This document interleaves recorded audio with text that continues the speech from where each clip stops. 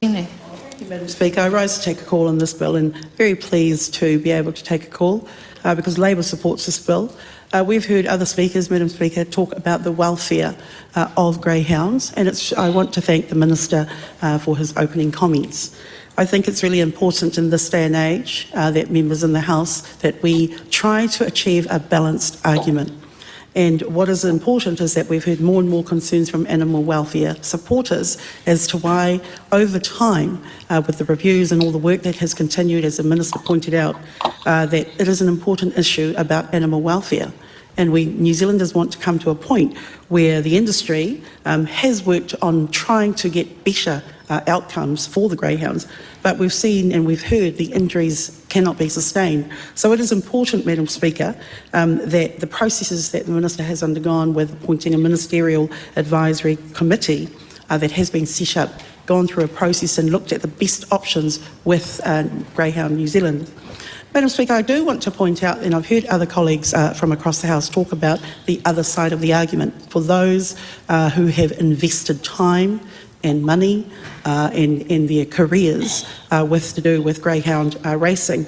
And we've heard that the well-being of the industry, specifically for these animals, and we're quite lucky because, like my colleague Joe pointed out, we're quite lucky that we've got Kieran McNulty's greyhound who's after, in terms of the approach that he's taken to adopt one of these animals.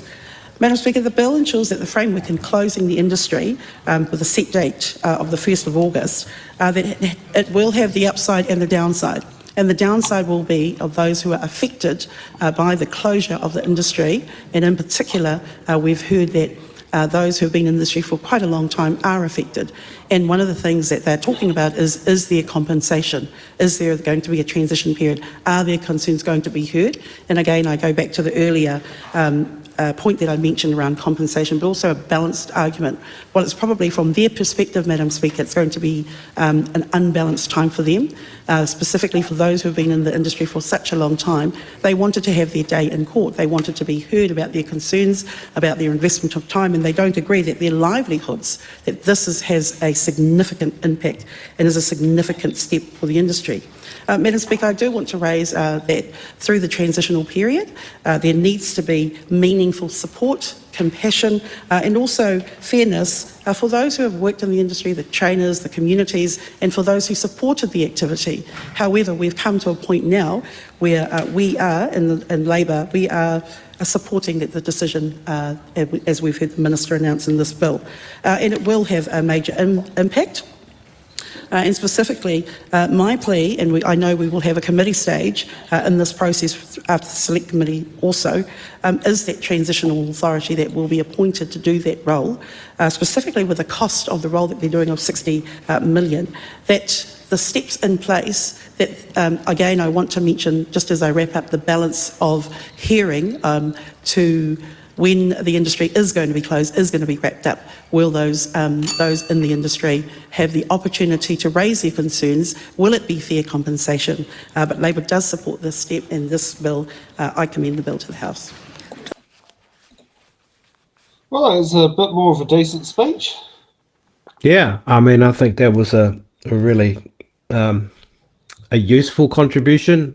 Just going into the issue around what happens to the industry when they have no industry, which I think is actually quite an important issue.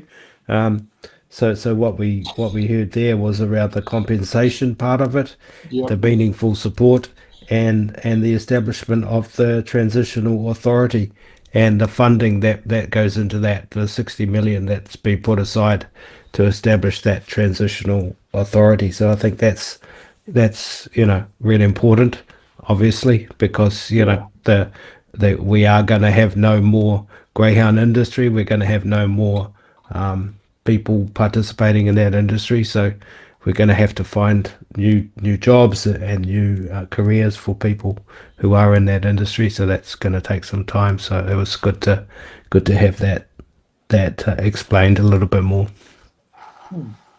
Okay, let's see. Thanks for watching. Make sure you're subscribed to our Facebook, YouTube, Twitch, Instagram, TikTok. Who's got the